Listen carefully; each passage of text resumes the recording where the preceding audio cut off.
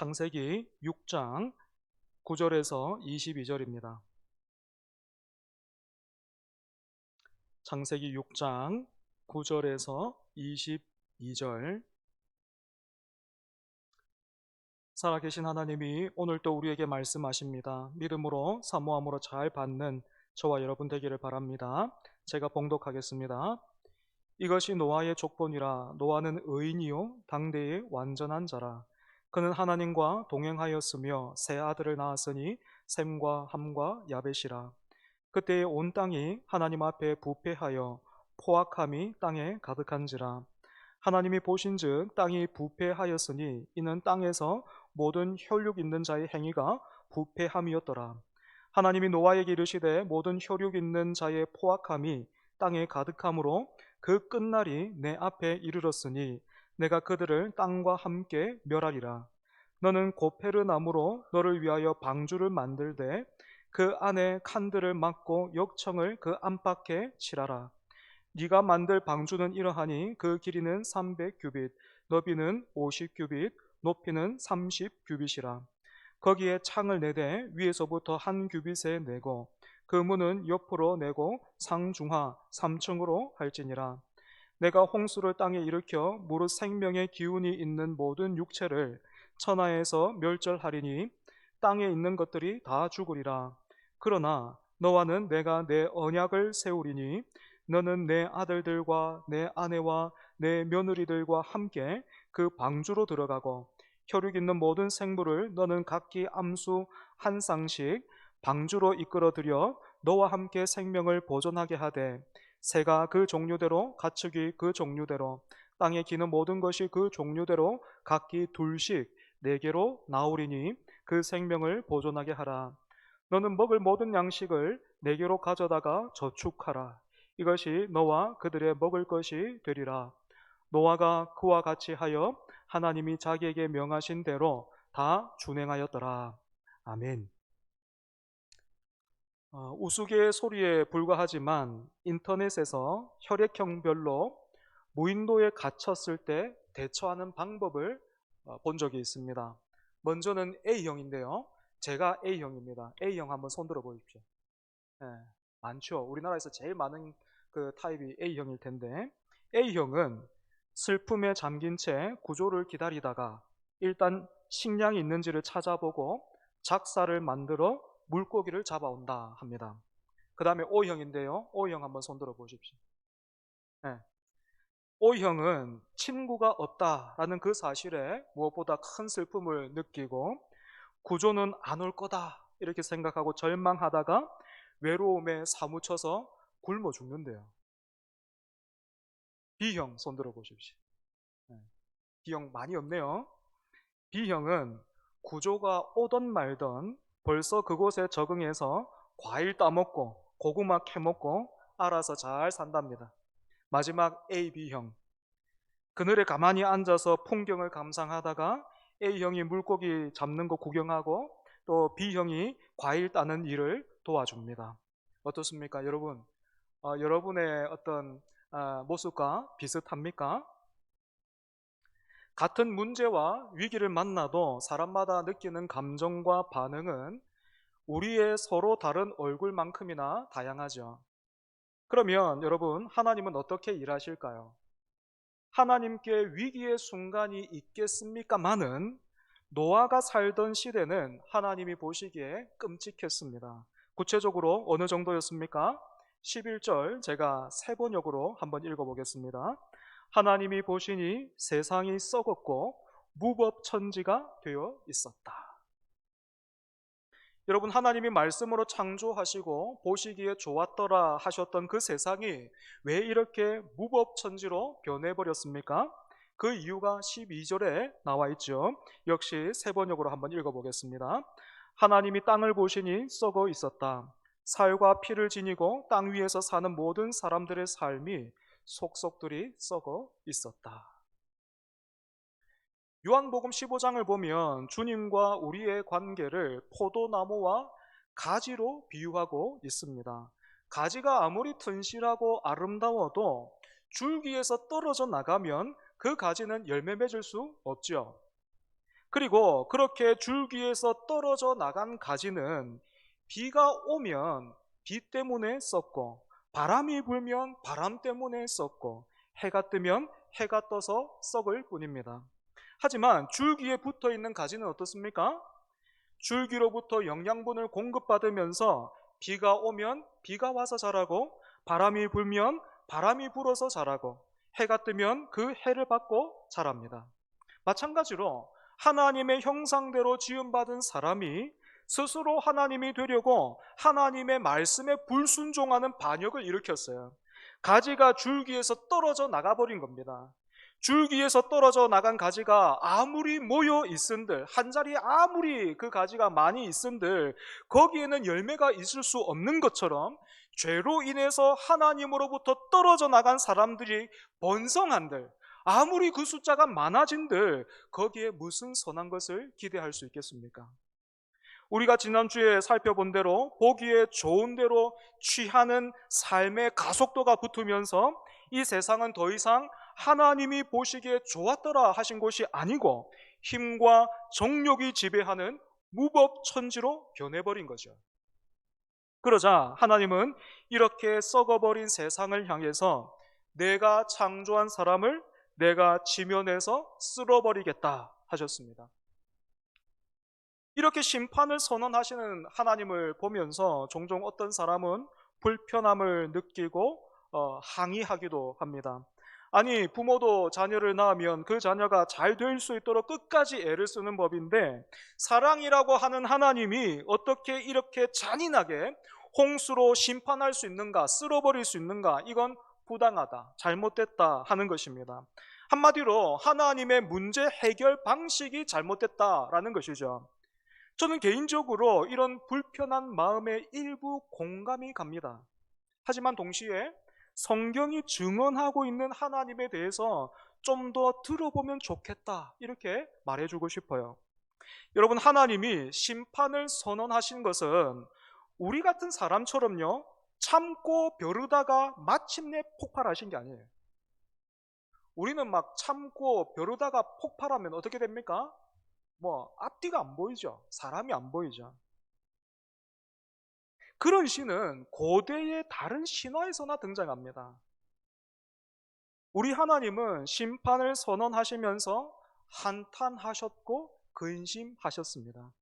속속들이 썩어버린 사람들의 삶과 그런 사람들로 인해서 썩어버린 그 땅을 보면서 하나님은 무정하게 이제 더 이상 꼴도 보기 싫다, 싹 쓸어버리자 하신 것이 아니고, 이를 어찌할꼬 하시면서 아파하셨고 슬퍼하신 것입니다. 우리는 내 말을 무시하거나 나를 투명인간 취급하는 그런 사람과는 단 한순간도 같이 있고 싶어 하지 않죠.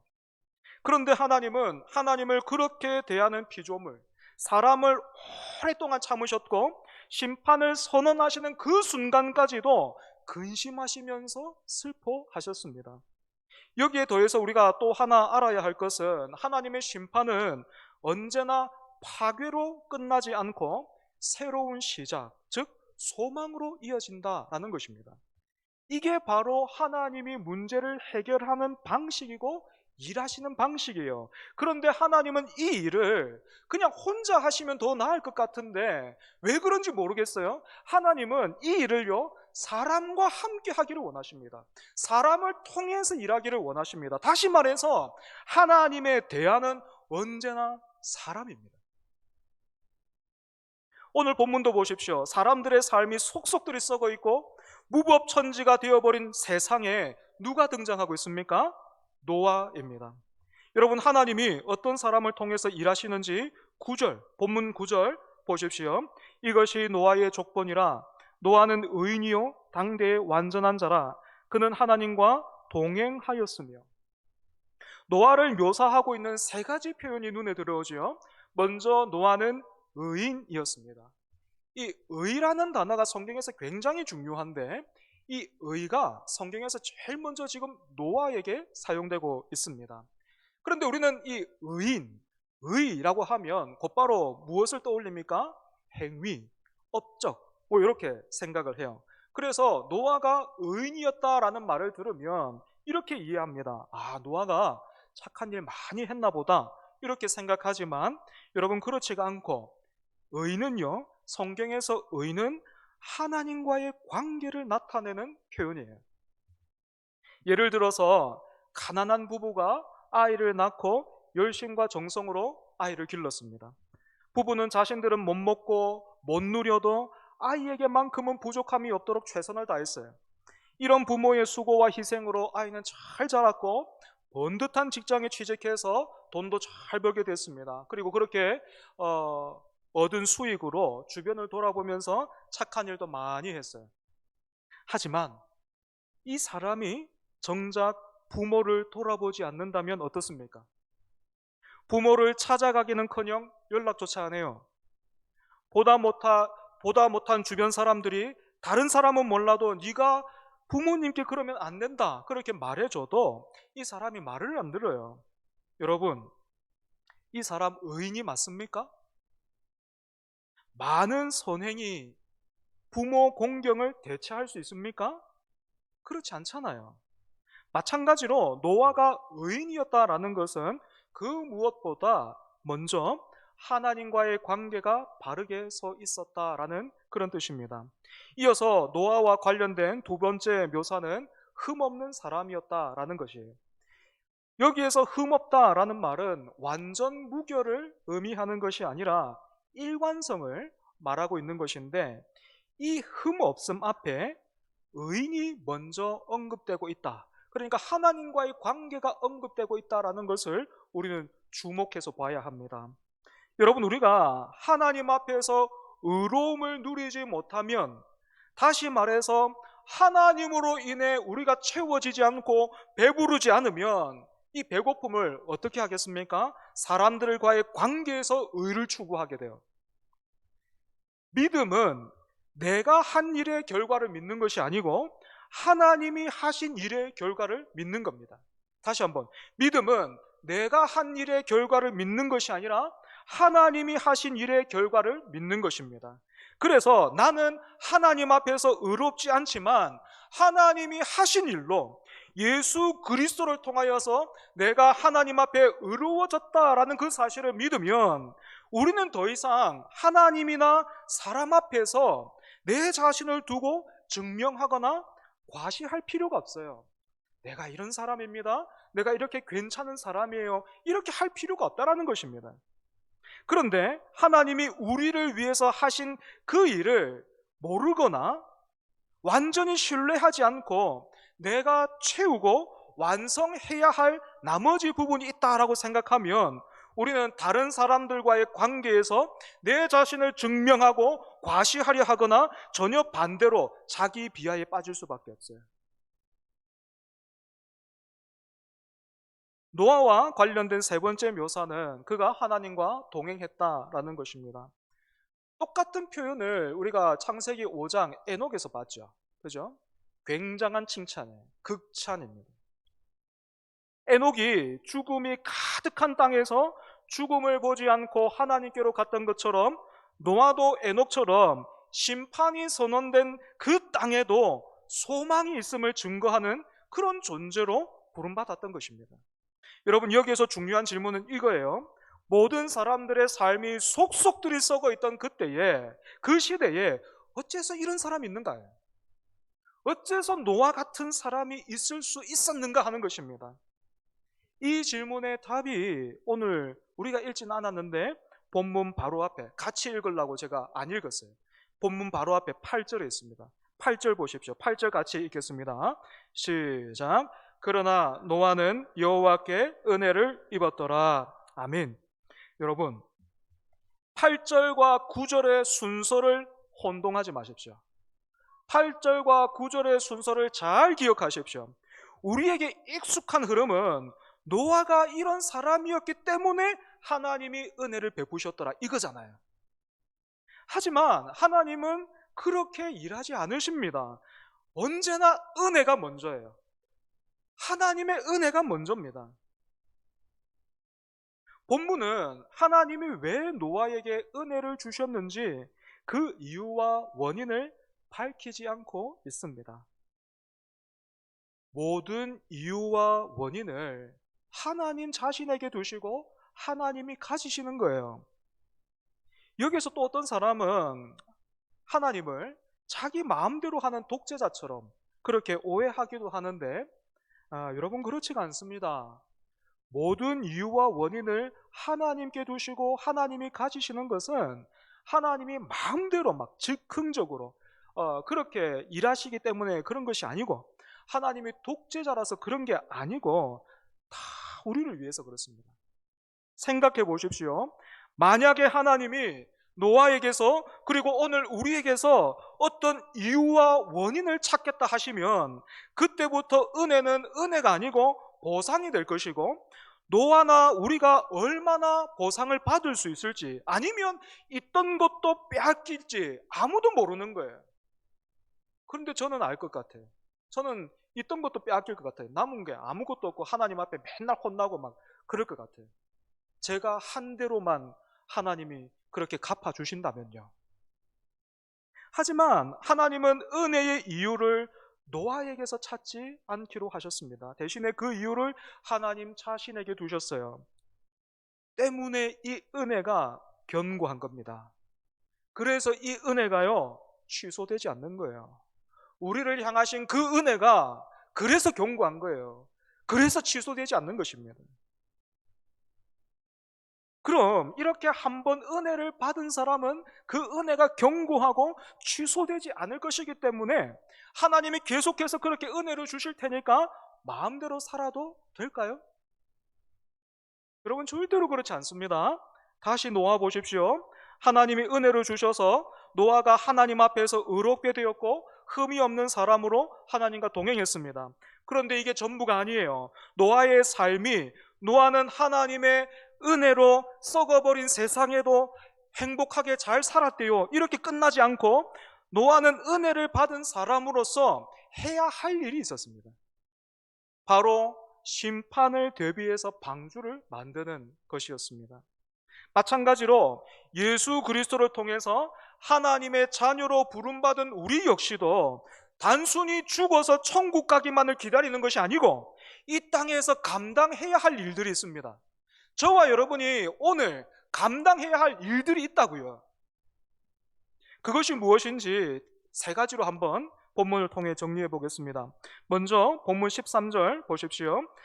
하나님이 노아에게 이르시되 모든 혈육 있는 자의 포악함이 땅에 가득하므로 그 끝날이 내 앞에 이르렀으니 내가 그들을 땅과 함께 멸하리라. 하나님은 노아에게 방주를 지으라 하시기 전에 왜 방주를 지어야 하는지 그 이유를 말씀해 주셨어요. 여러분, 이런 소통은 다른 고대 신화와 비교해 보면 대단히 이례적입니다. 다른 신들은 자기가 앞으로 할 일을 인간에게 먼저 알리지를 않아요. 그리고 재앙을 내리기로 결정했으면 더군다나 알리지 않죠. 인간들이 전혀 대비할 수 없을 때 갑자기 내리지 인간에게 이렇게 먼저 알리고 말하는 법이 없습니다. 그리고 필요한 게 있으면 그냥 부리면 되죠. 야, 너 이거 해. 하면 끝나는 거예요. 하지만 하나님은 우리에게 어떻게 하십니까? 먼저 말씀하십니다. 노아에게만 그렇게 하시는 것이 아니고 오늘 우리에게도 하나님은 말씀하시기를 기뻐하십니다. 여러분, 이 은혜로 우리 모두는 마치 노아처럼 미래를 알고 있죠. 그죠? 앞으로 될 일을 알고 있죠. 무슨 소린가 싶습니까? 비록 당장 내일 일을 알지 못하지만 주님이 다시 오실 날을 우리는 말씀을 통해서 믿음으로 바라보고 있잖아요. 그죠? 그렇다면 우리가 해야 할 일은 분명합니다. 무엇입니까? 노아가 방주를 지었던 것처럼 우리 또한 모래 위가 아니라 반석 위에 집을 지어야 합니다. 흔히들 반석 위에 집을 지은 사람은 말씀을 잘 들었지만 모래 위에 집을 지은 사람은 말씀을 듣지 않았다, 그렇게 생각을 해요. 좀 더 쉽게 설명해 볼까요? 반석 위에 집을 지은 사람은 예배 자리에 왔는데 모래 위에 집을 지은 사람은 예배 자리에 안 왔다, 아니면 가끔씩 왔다, 이렇게 생각한단 말입니다. 그런데 그렇지 않습니다. 둘 다 똑같이 말씀 들었어요. 똑같이 예배 자리에 있었어요. 하지만 모래 위에 집을 지은 사람은 들은 말씀대로 사는 것이 아니고 자기 소견에 옳은 대로 보고 좋으면 취하면서 살다가 결국에는 아무것도 남지 않게 된 거예요. 때문에 여러분, 하나님의 말씀을 내가 보기에 좋고 듣기에 좋은 대로 재단하거나 유튜브 쇼츠처럼 자극적인 것만 찾지 말고 말씀이 우리를 다루고 말씀이 우리를 새롭게 할 수 있도록 그 말씀에 우리 자신을 내어 놓아야 합니다. 그 말씀 앞에 우리가 가까이 가야 합니다. 그래서 여러분, 기도의 제목도 눈앞에 있는 현실에서만 찾고 기로 올리는 것이 아니고 여러분 말씀을 통해서 하나님 말씀을 열어서 그 말씀을 읽으면서 묵상하면서 기도의 제목들을 거기에서 발견하고 거기에서 기로 올려야 돼요. 그 일에 관심과 힘을 기울이시기 바랍니다. 두 번째로 하나님의 말씀을 듣되 잘 듣고 끝까지 들어야 합니다.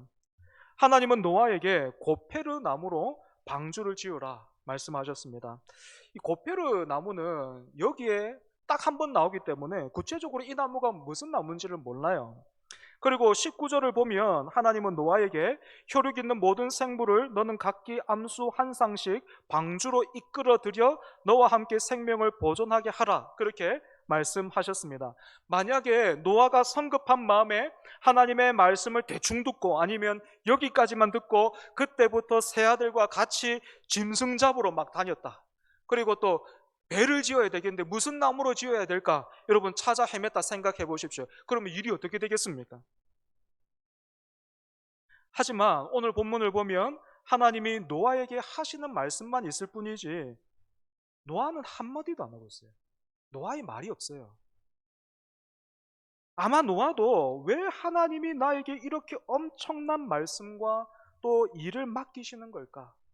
내가 할 수는 있을까라는 그 생각 했을 겁니다.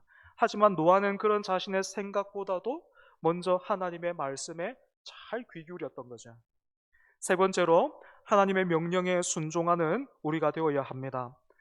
하나님은 노아에게 은혜를 주셨지만 방주는 직접 짓게 하셨습니다. 그런데 우리는 이 순서를 바꾸고 싶어요. 하나님이 방주를 주시면 우리는 그 방주 보면서 감동받고 은혜 받기를 원하죠. 그죠? 하지만 노아는 하나님의 명령을 받은 뒷날부터 근 100년을 누구보다도 부지런하게 살아야만 했습니다. 또 하나님은 노아에게 방주를 짓고 또 방주에 탈 짐승과 가족들이 먹을 양식을 준비하는 일에 뭐 돈이나 재료를 주신 일이 없어요. 마치 우리 주님이 제자들을 파송하시면서 두보롯이나 신이나 지팡이를 가지지 말라 하셨던 것처럼 노아에게도 은혜 외에 아무것도 주지 않으셨습니다. 그런데 결과가 어떻습니까? 제자들이 그들의 사역을 감당함에 있어서 전혀 부족함이 없었던 것처럼 노아도 마침내는 하나님의 때에 하나님의 방법으로 방주를 짓고 그 안에 가족들을 비롯해서 하나님이 이끌어 오신 짐승들을 실을 수 있었습니다. 그리고 노아로 인해서 그 가족들이 구원을 받지요. 내가 하나님을 잘 믿으면, 여러분이 하나님을 잘 믿으면 나만 좋은 게 아니라, 여러분만 좋은 게 아니라 여러분 가장 가까이에 있는 그 사람이 복을 누리는 거예요. 마찬가지로 행복한 가정과 은혜로운 교회는요, 노아가 지었던 방주처럼 어느 날 하늘에서 뚝 떨어지지 않습니다. 한두 사람의 수고와 노력으로 만들어지지도 않아요. 22절에 노아가 그와 같이 하여 하나님의 자기에게 명하신 대로 다 준행하였더라라는 이 말씀처럼 여러분, 우리 한 사람 한 사람이 하나님의 명령에 반응하고 순종해야 합니다. 말씀을 정리하겠습니다. 노아가 지은 방주를 보면, 하나님이 노아를 통해서 준비하신 이 방주를 보면 마치 작은 세상을 보는 것 같지요. 하나님은 썩어버린 이 세상을 심판하시고 노아를 통해서 다시 한번 이 땅에 하나님의 나라를 세우고자 하셨던 것입니다. 그 옛날 애굽에서 종살이 하던 백성들을 구원하셔서 가나안 땅에 들어가게 하신 것도 오늘 저와 여러분을 예수 그리스도의 복음이라는 크신 은혜로 부르신 것도 마찬가지입니다. 하나님은 이 땅에 바로 우리를 통해서 하나님의 통치와 질서가 환영받고 기쁨이 되는 하나님의 나라를 이루어 가기를 원하시는 것입니다. 은혜의 사람 노아가 썩어버린 시대와 세상을 향한 하나님의 대안이었고, 그리고 애굽에서 종살이하던 이스라엘 백성이 죄악으로 범벅되어 버린 가나안 땅을 향한 하나님의 대안이었듯이 오늘 이 시대와 세상을 향한 하나님의 대안이 바로 저와 여러분입니다. 그래서 거창한 일을 한번 해보자, 여러분, 그런 말이 아닙니다. 먼저 하나님의 말씀을 가까이 하고 그 말씀을 끝까지 잘 듣고 그 말씀에서 기도의 제목들을 발견하고 기도 올리고 기도의 자리에서 붙들어야 합니다. 그리고 그 주신 제목들로 기도하면서 하나님과 동행하는 것이죠. 이런 우리를 통해서, 우리 한 사람 한 사람을 통해서 우리의 가정과 교회가 영혼을 구원하는 방주로 거듭날 수 있는 것입니다. 이 시대, 이 세상의 대안으로 하나님이 여러분을 부르셨습니다. 안 믿어지시죠? 표정이 아닌데? 뭐 이런 표정이 이렇게 막 적나라하게 보이는 것 같아서. 여러분, 그렇지 않습니다. 제가 목사입니다. 하나님이 저 같은 것도 불러서 지금까지 쓰십니다. 때로는 얼마나 답답하시면 나 같은 것을 부르실까 싶어요. 여러분, 이 시대와 세상을 향한 대안이 오늘 저와 여러분입니다. 하나님이 그만 하시는 그 순간까지 말씀을 가까이 하고 그 말씀 붙들고 노아처럼 말씀하신 대로 다 준행하는 저와 여러분 되기를 바랍니다. 우리 말씀을 기억하면서 같이 찬송하겠습니다.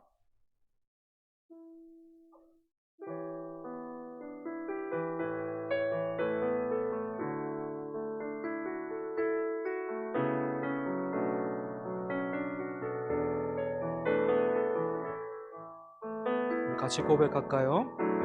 주여, 우린 연약합니다. 우린 오늘을 힘겨워 합니다. 주 뜻 이루며 살기에 부족합니다. 우린 연약합니다. 주여, 우린 넘어집니다. 주여, 우린 넘어집니다. 오늘 하루 또 실수합니다. 주의 긍휼을 구하는 죄인입니다. 우리 주만 바라봅니다.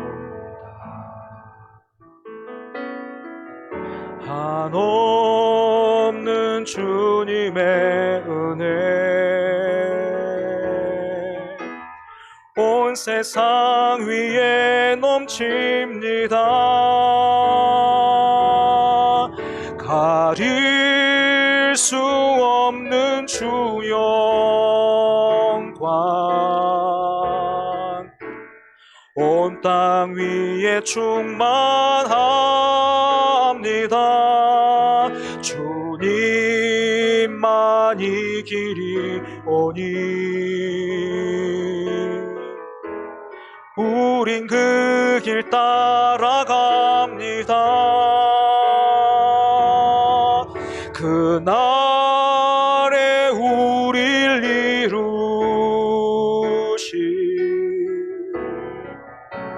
주는 완전합니다. 주여, 우린 연약합니다. 주여, 우린 연약합니다. 우린 오늘을 힘겨워 합니다. 주 뜻 이루며 살기에 부족합니다. 우린 연약합니다. 주여 우리 넘어집니다. 주여 우리 넘어집니다. 오늘 하루 또 실수합니다. 주의 긍휼을 구하는 죄인입니다. 주만 바라보. 우리 같이 고백합시다. 한없는 주님의 은혜 온 세상 위에 넘칩니다. 가릴 수 없는 주 영광 온 땅 위에 충만합니다. 주님만 이 길이 오니 우린 그 길 따라갑니다. 그날에 우릴 이루시 주는 완전합니다. 이 시간 함께 기도하겠습니다. 사람을 통해서 일하기를 기뻐하신 하나님, 그래서 노아와 오늘 우리를 은혜의 자리로 부르신 하나님, 은혜 받은 우리가 이 시대와 세상을 향한 하나님의 대안임을 확인합니다.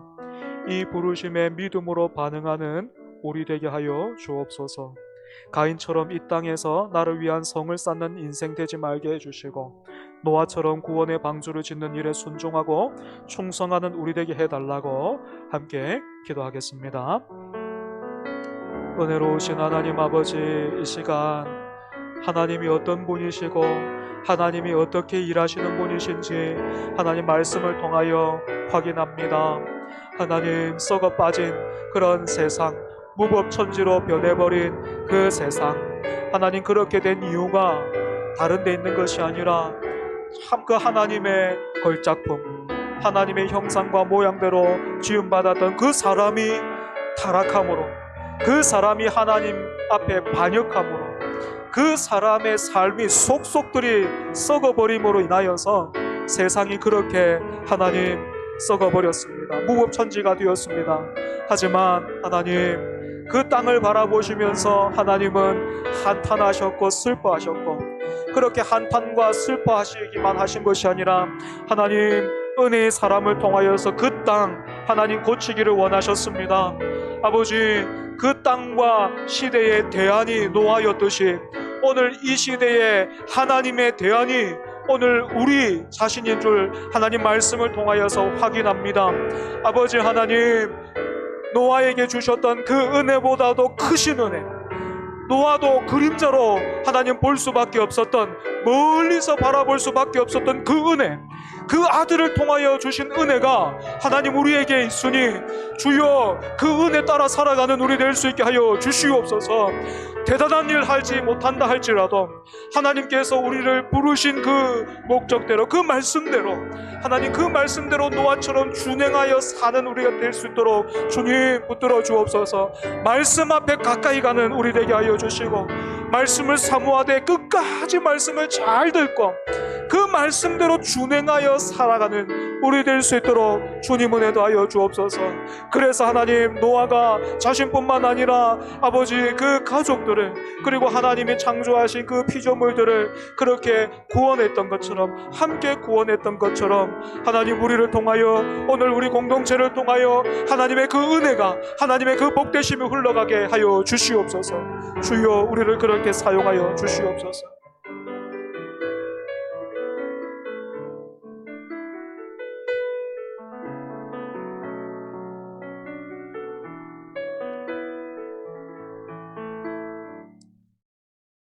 하나님 아버지, 감나무 밑에서 감이 떨어지기만을 기다리는 사람을 보면서 우리는 어리석다 합니다. 하지만 어쩐 일인지 우리는 내 마음에 드는 사람, 또 내 마음에 드는 교회가 하늘에서 뚝 떨어지기만을 바라고 있습니다. 이렇게 어리석은 우리들이지만 오늘도 선대하셔서 우리를 향해 네가 나의 대안이다 말씀하시니 감사보다 우리의 귀를 의심하게 됩니다. 방주를 지으라는 명령을 드렸던 노아도 그랬을 텐데 그럼에도 불구하고 노아가 하나님의 말씀을 준행했던 것처럼 우리도 그와 같이 살게 하여 주옵소서. 무엇보다 말씀 가까이 하고 잘 듣고 말씀이 빚어낸 은혜의 사람들 다 되게 하여 주옵소서. 예수님 이름으로 기도합니다. 아멘.